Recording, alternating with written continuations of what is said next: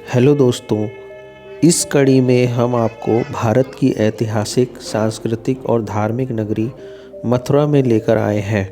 मथुरा नगरी भारत की राजधानी दिल्ली से लगभग 200 किलोमीटर और आगरा से लगभग 40 किलोमीटर की दूरी पर स्थित है। जय जिनेंद्र। हम अपनी दीदी के साथ में हैं और हम मथुरा में वृंदावन में आए हुए हैं और यहाँ पर हमारी भाभी की सिस्टर की शादी है। तो यहाँ पर जो मैरिज अटेंड करने के बाद में हम आपको 84 तीर्थ के दर्शन कराने ले चलेंगे और साथ ही साथ यहाँ पे म्यूजियम भी आपको ले चलेंगे, जो कि कंकाली टीले से प्राप्त जितनी भी जैन प्रतिमाएं और बौद्ध प्रतिमाएं प्राप्त हुई थी, जो सरकारी संग्रहालय के अंदर जो प्रतिमाएं रखी हुई हैं, हम आपको वहाँ पर दिग्दर्शन के लिए ले चलेंगे।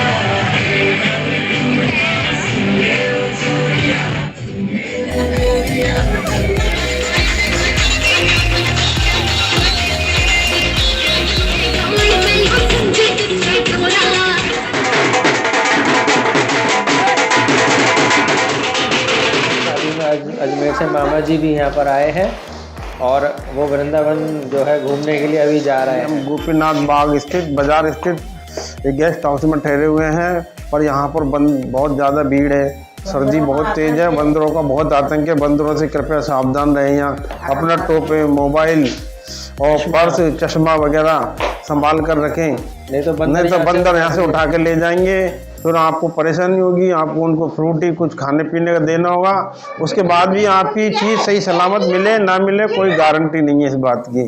तो इसलिए कृपया बंदरों से सतर्क रह करके यहाँ का यात्रा का भ्रमण करें। मथुरा शहर आज जहां भगवान श्री कृष्ण की जन्मभूमि के रूप में पूरे विश्व में विख्यात है, वहीं प्राचीन काल में यह नगरी जैन एवं बौद्ध धर्म के तीर्थ के रूप में विकसित थी।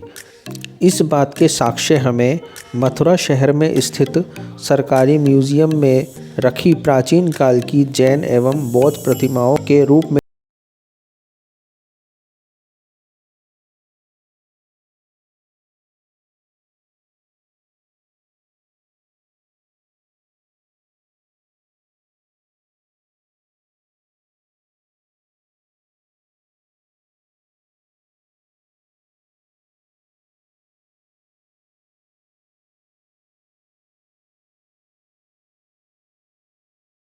हम मथुरा के संग्रहालय में आए हुए हैं, जहाँ पर बौद्ध प्रतिमा और जैन प्रतिमा का दिग्दर्शन होता है, जो कि यहाँ पर जो जैन प्रतिमाएं हैं वो यहाँ का स्थित कंकाली टीले से निकली थी। चलिए अब हम आपको जो है मथुरा के म्यूजियम में लेके चलते हैं। यह राजकीय संग्रहालय रविवार सोमवार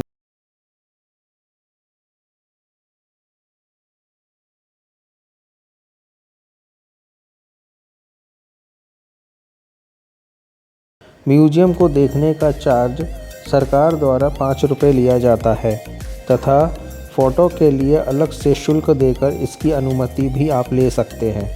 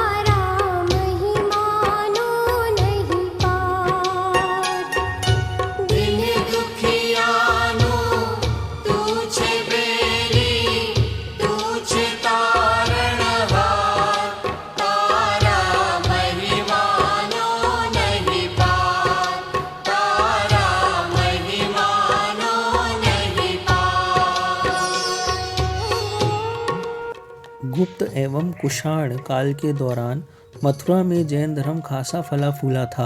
इसका प्रमाण यहाँ म्यूजियम में सहेज कर रखी गई जैन तीर्थंकरों की प्रतिमाओं एवं अन्य मांगलिक चिन्हों से युक्त जैन आयाक पट देखने से प्राप्त होता है।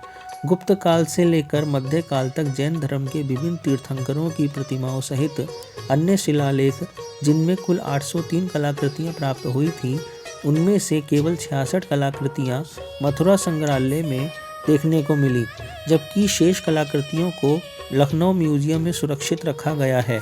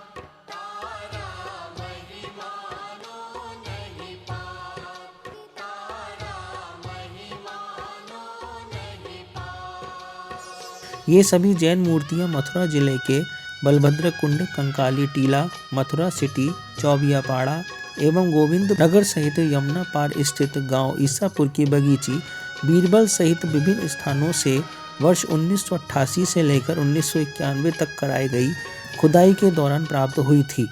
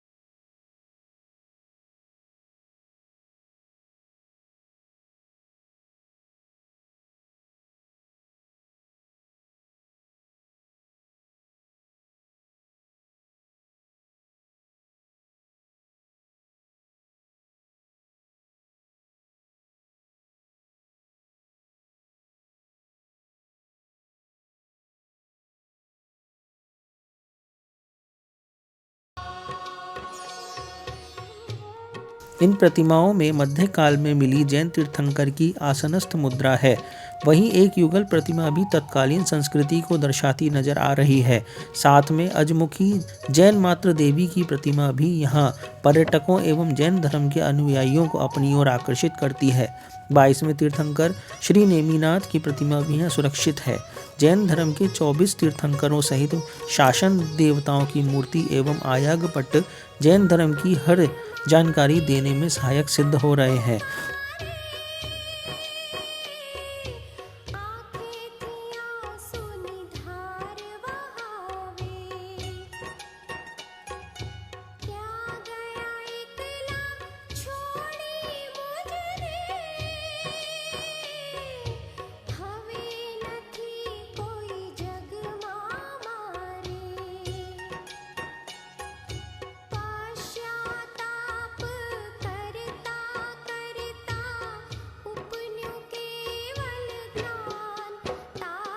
कई विद्वानों का मत है कि मथुरा कई प्रमुख जैन तीर्थंकरों की तप स्थली रही है।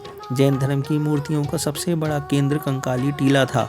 यहाँ से बड़ी संख्या में जैन तीर्थंकरों की प्रतिमाएं खुदाई के दौरान मिली थी। जैन प्रतिमाओं के अलावा मथुरा में खुदाई के दौरान बड़ी संख्या में बौद्ध प्रतिमाएं भी प्राप्त हुई हैं।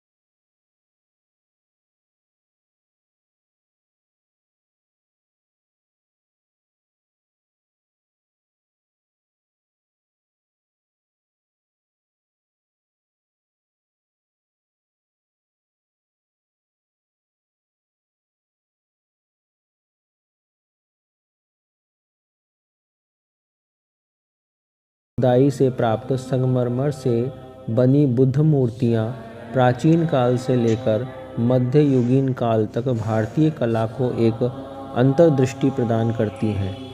यह कला पहली शताब्दी से 5वीं शताब्दी ईस्वी के बीच अपने चरम पर पहुंच चुकी थी। उस काल में गुप्त और कुषाण शासक अपनी अपनी सत्ता में मौजूद थे।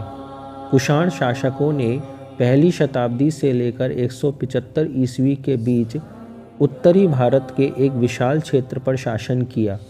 मथुरा कला परंपरा इस अवधि के दौरान विकसित कला परंपराओं में से एक थी, जबकि गांधार कला परंपरा दूसरी कला परंपरा थी।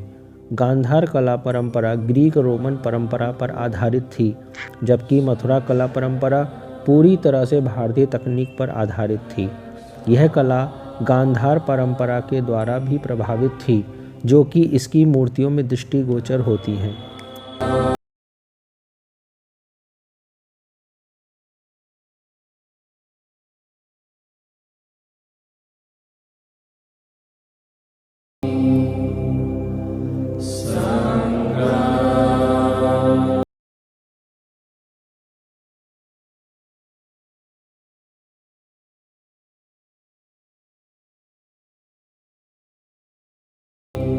इस कला परंपरा के अंतर्गत बुद्ध मूर्तियों के साथ साथ सुंदर महिलाओं की मूर्तियां भी बनाई गई थीं।